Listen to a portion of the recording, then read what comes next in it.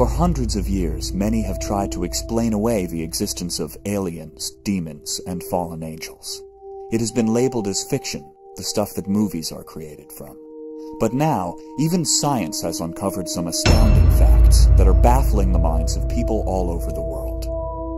The fact that there are 145 alien genes discovered by modern scientists that claim that some DNA is not from earthly ancestors should be enough to cause us to rethink things that we label as fiction. In the May 2011 edition of the Discover magazine, titled "You Are Not Human," referring to the Asian and Caucasian race in an article titled "Meet the New Human Family," states that there were times when more than one species shared our planet. The article also states that anatomically modern humans interbred with Neanderthals in the Middle East before they populated Europe and Asia. Scientists are now saying that the Neanderthal gene is only present in the Asian and Caucasian, not in the African, and that when the Africans migrated out of Africa, they mated with something else. The question we should be asking is, where did the Neanderthal come from? Did the humankind truly evolve from apes? Did Asians and Caucasians come from the mixing of the seed of the fallen angels? Are there aliens among us? Where has this strange DNA come from? Are the demons and aliens that many claim to have seen the same entity? Lastly, where do the fallen angels spoken of in the Bible fit into all of this?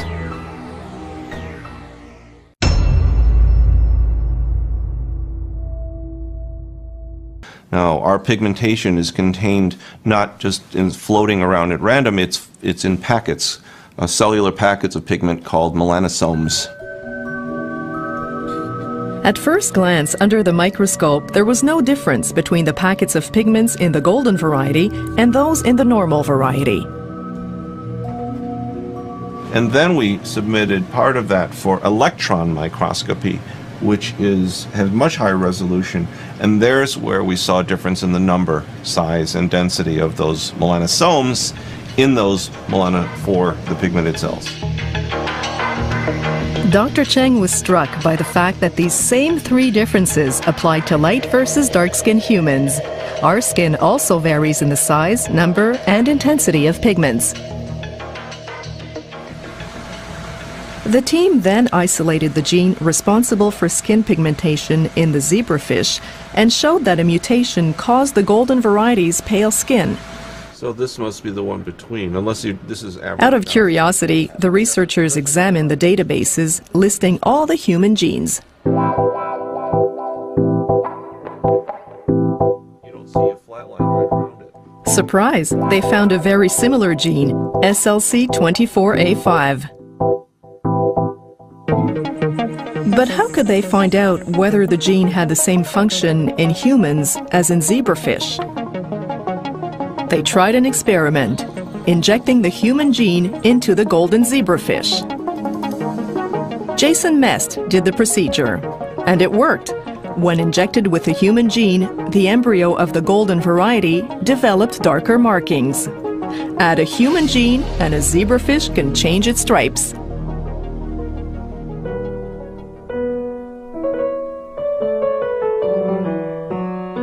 It was progress, but not the breakthrough they were looking for. Now Dr. Cheng had to show that humans had a mutation comparable to that of the golden zebrafish that would explain lighter skin in people. Research work, like music, requires keen intuition and subtle interpretation combined with a great capacity for analysis.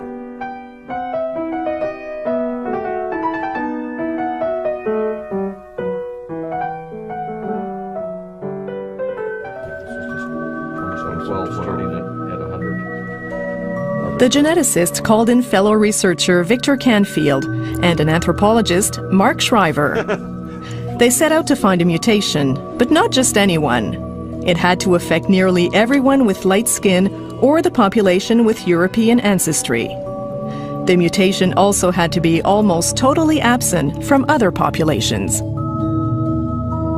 In the HapMap catalogs, these circles represent the frequency of the gene's various mutations in 4 populations: European, Chinese, Japanese, and Nigerian. The researchers' job consisted in finding a group made up of a circle of one color and 3 circles of another. One day, they hit upon just such a combination: 1 blue circle for the European population and 3 red ones for the other populations. It was a very striking finding, and it wasn't quite the aha moment it could have been until Mark Schreiber, who's done more of this work, realized that the frequencies are not only unusual but extremely unusual. That this is very few genes show that pattern. In this case, that we have almost 100% of one variant in one population and almost 0% of the same variant in other populations. The mutation identified in the circles consisted in a unique change: A for the European population, which becomes G in all the other populations. The letters A, C, T, and G represent the building blocks of DNA. One tiny change among the hundreds of thousands of possible combinations in the human genome. The researchers then showed that the gene played a central role in the evolution of European skin color. It was like winning the lottery. So there are 3 billion bases in our genome. One letter of that, which changes 1 amino acid in this protein, seems to be responsible for the evolution of lighter skin color in Europeans. But the gene doesn't explain the difference in skin color between blacks and Asians. Other, as yet undiscovered genes are likely involved. Still, it is the most important skin color gene yet discovered. We have the zebrafish to thank, not to mention Mr. Ba, for the inspiration. The discovery casts new light on an old theory. It actually provides very great support for other people's work that have tried to explain why people have lighter skin in Europe, which is that in order to not get rickets, because we need vitamin D from the sun, we have to be exposed to that in our skin. You need lighter skin in order to make enough vitamin D to not get rickets to live further north. According to the theory, some 200,000 years ago, the first modern humans, black Africans, started migrating outside Africa. But by showing that the original skin color of humans was black and that whiteness is a recent mutation in evolutionary terms, it doesn't contradict it. It's also a way of saying that whatever our skin color, our ancestors were black. As a doctor, Cheng saw applications for the discovery in the fight against skin cancer and other diseases. This is a very important cancer susceptibility gene because lighter skinned people get a lot of skin cancer. It also causes susceptibility to acquired form of blindness, age-related macular degeneration. And perhaps this gene could be a target for treating melanoma, which is a very deadly cancer. Mutate, to change in form or nature. Mutation. 1. The action or process of mutating. Synonyms: alteration, change, variation, modification, transformation, metamorphosis, transmutation. 2. The changing of the structure of a gene, resulting in a variant form that may be transmitted to subsequent generations, caused by the alteration of single base units in DNA, or the deletion, insertion, or rearrangement of larger sections of genes or chromosomes. Mutant. 1. A new type of organism produced as the result of mutation. 2. Undergoing or resulting from mutation. Mutant. 1. Freak, monster, mutation, deviant, oddity, monstrosity, or freak of nature. Notice how his research has shown that Europeans and Asians are actually a mutation of the dark indigenous people of Africa. This means that mankind started off with dark skin, but through the infiltration of the human bloodline through sex and profuse mating, you now have those of lighter skin which are a derivative of dark indigenous people. Their DNA is actually mixed with fallen angels, and this is why you see the Neanderthal genes in whites and Asians. The white skin in Caucasians is a genetic mutation, and that is a fact that many whites and Asians have accepted and even teach openly, and with a great deal of pride, as a matter of fact.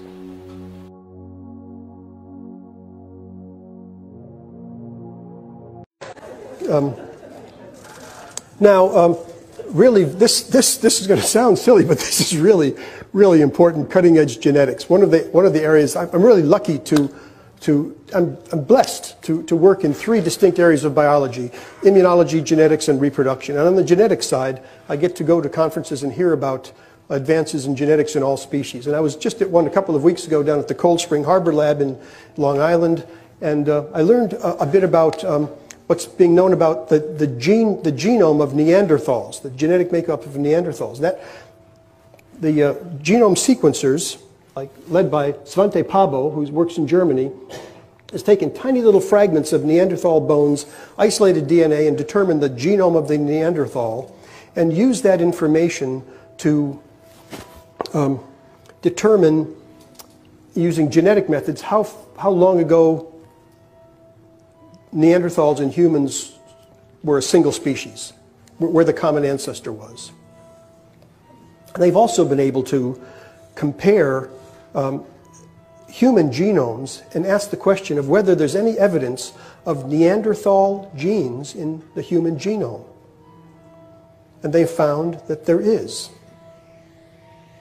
And the amount is quite significant, upwards of 5 to 7%.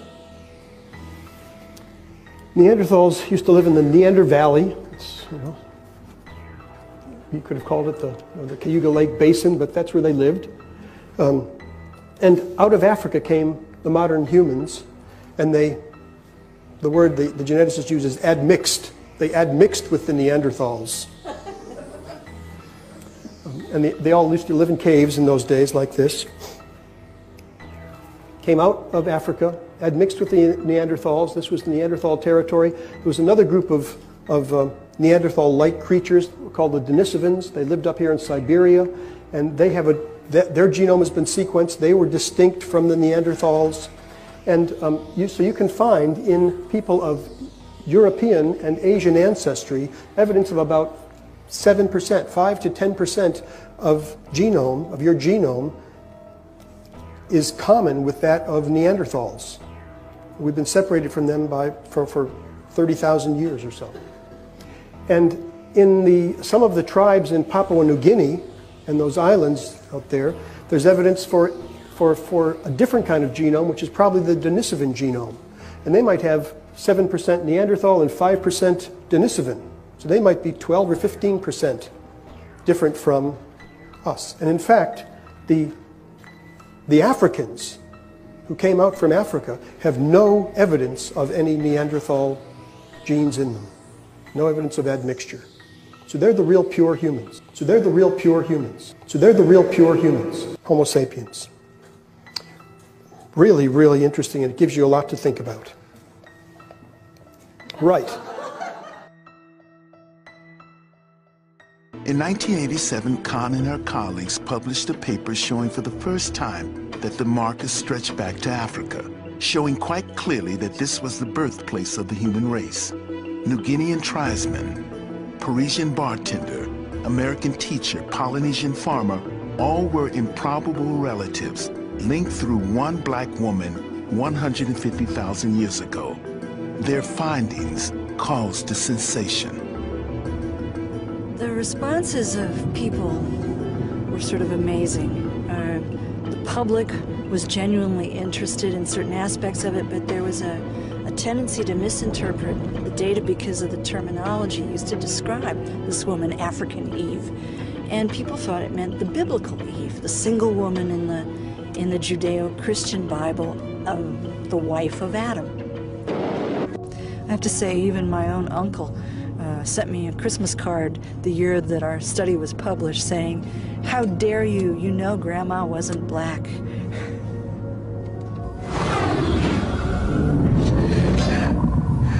Her work is rewriting human history.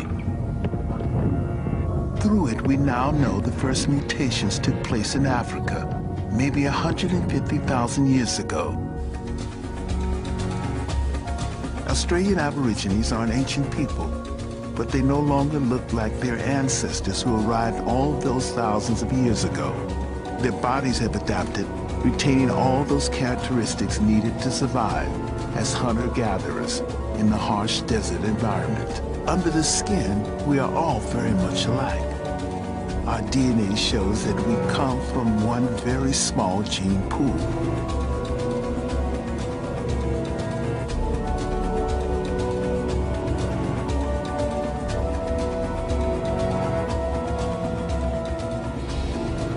If we look at the DNA of all of us, Australians, Africans, Europeans, we find that comparing the mitochondrial DNA of all of us, we show less variation. Even though there are billions of us and we're spread over the whole world, we show less variation in our mitochondrial DNA than we would find in, say, a small group of chimpanzees or orangutans or gorillas. Those apes show more variation, even in their small groups, than the entire human race shows. But if all the people from around the world descend from such a small gene pool, why do we all look so completely different? Natural selection and adaptation to the environment are the most important factors. Sexual selection is crucial. Climate dictates body shape. The colder the environment, the shorter and more stocky you become to retain heat. Height relates to diet. The most obvious and striking difference is color. And that's also a part of our genetic inheritance.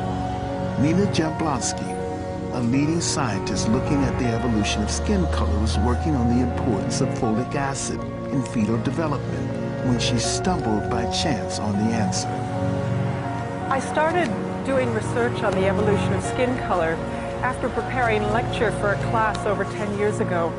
It was interesting, preparing for the class, I realized that there was very little that was known about the evolution of skin color, and what was known wasn't very cogent.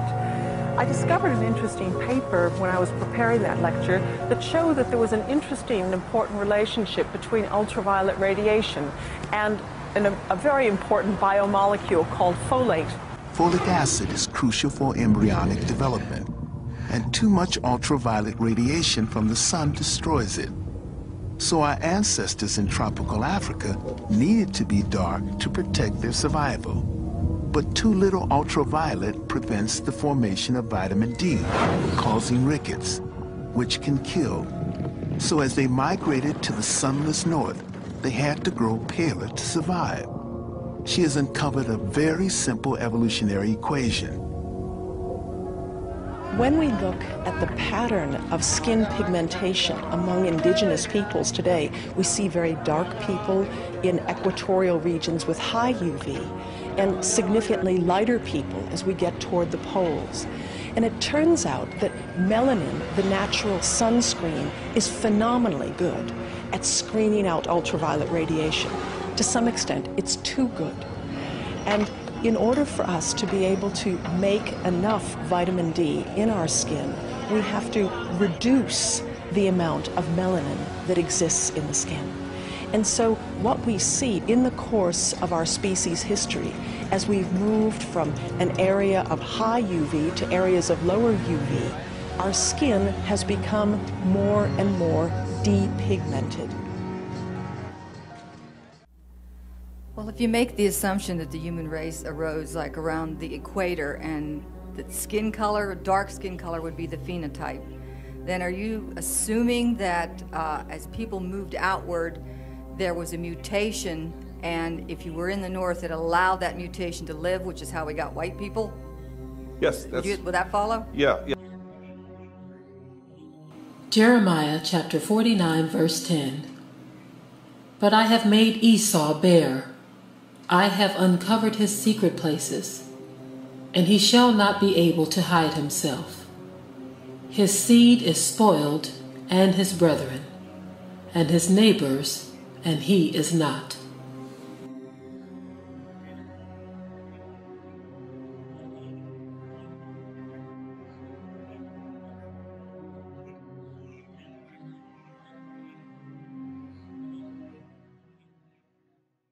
Skin that has no melanin shows visibly different than skin that does have melanin, using a special UV camera. It is very clear that something is lacking in skin that is melanin deficient, which is why it needs protection from the sun. Without special protection applied to the skin, pale skin can become severely damaged by the sun and is more susceptible to developing melanoma or skin cancer. Notice how when you apply sunscreen or sun protection creams, the pale skin almost appears to be melanated when viewed through the lens of a special UV camera. When viewing normally, this skin does not have the appearance of melanated skin. Using a special UV camera, skin that has no melanin shows visibly different than skin that does have melanin. It is very clear that something is lacking in skin that is melanin deficient, which is why it needs protection from the sun. Without special protection applied to the skin, pale skin can become severely damaged by the sun and is more susceptible to developing melanoma or skin cancer. Notice how when you apply sunscreen or sun protection creams, the pale skin appears almost melanated when viewed through the special lens of a UV camera. When viewing normally, this skin does not have the appearance of melanated skin.